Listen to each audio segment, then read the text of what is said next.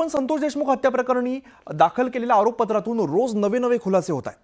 देशमुखांच्या हत्येसाठी कराड गँगने विशेष हत्यारं तयार करण्यात आलेली आहेत. सीआयडीने या हत्यारांची चित्र रेखाटून दोषारोपपत्रामध्ये सादर केलेलं आहे. देशमुखांच्या अंगावरील 150 जखमा याच हत्यारांनी झालेल्या आहेत. गॅसच्या पाईपला वळवून मूठ तयार केली होती. लोखंडी पाईपला क्लच वायर लावलेली होती. नराधमांनी याच हत्यारांनी देशमुखांना मारहाण केली होती. तर कराड गँगने बनवलेल्या हत्यारांमुळे मृत्यू होतो का याचा 3 डॉक्टरांच्या वैद्यकीय पथकाने दिलेला अहवाल देखील सीआयडीने दोषारोपपत्रात जोडलेला आहे. तर आपण सध्या जे चित्र बघतोय ते सीआयडीने आरोपपत्रामध्ये दाखल केलेला आहे. डॉक्टरांच्या पथकाचा अहवाल सुद्धा या ठिकाणी बघायला मिळतोय. नेमकी कशी हत्यारं तयार करण्यात आली होती, तसंच देशमुखांच्या अंगावरील 150 जखमा याच हत्यारांनी झालेल्या होत्या. यामध्ये गॅसचा पाईप वळवलेला होता, त्याची मूठ केलेली होती. तसंच लोखंडी पाईपला क्लच वायर जोडलेली होती. अशा प्रकारे हत्यारं तयार करून नराधमांनी याच हत्यारांनी देशमुखांना मारहाण केलेली होती. सुरेश जाधव आमचे प्रतिनिधी अधिकची माहिती देत आहेत. सुरेश, आपण ज्या पद्धतीने बघतो आरोपपत्रामध्ये आता रोज नवे खुलासे होताना दिसत आहेत.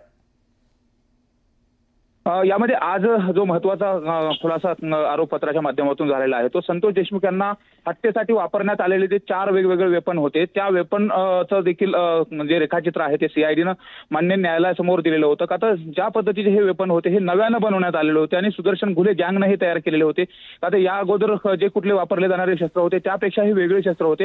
विशेष म्हणजे दुसरी महत्वाची गोष्ट म्हणजे या वेपनमुळे मृत्यू होऊ शकतो का अशा पद्धतीने सीआयडीनं वैद्यकीय पथकाला विचारलं होतं आणि त्यानंतर वैद्यकीय पथकानं जो दिलेला स्वयंस्पष्ट अहवाल आहे 3 डॉक्टरांचं जे वैद्यकीय पथक होतं त्यांनी अहवाल दिला आहे की या संपूर्ण वेपनच्या माध्यमातून जर मारहाण केली तर मृत्यू होऊ शकतो.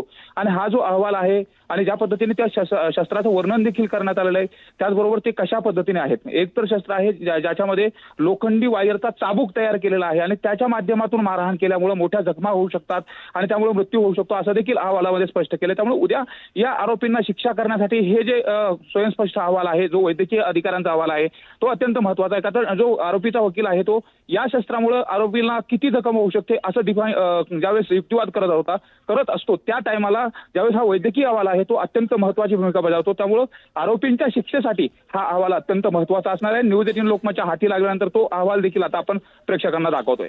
निश्चित सुरेश, अत्यंत महत्वाचा अहवाल म्हणावा लागेल. धन्यवाद या सगळ्या सविस्तर माहितीसाठी. तर ज्या हत्यारांनी देशमुखांची हत्या झाली तर ती हत्यारं जी आहेत ती कशा पद्धतीने बनवली होती ते आपण बघतोय. गॅस पाईप आणि लोखंडी पाईप या ठिकाणी बघायला मिळतोय. कराड गँगने सगळी शस्त्र बनवलेली होती. गाडीच्या क्लचच्या वायरच्या धातूचा चाबूक बनवलेला होता.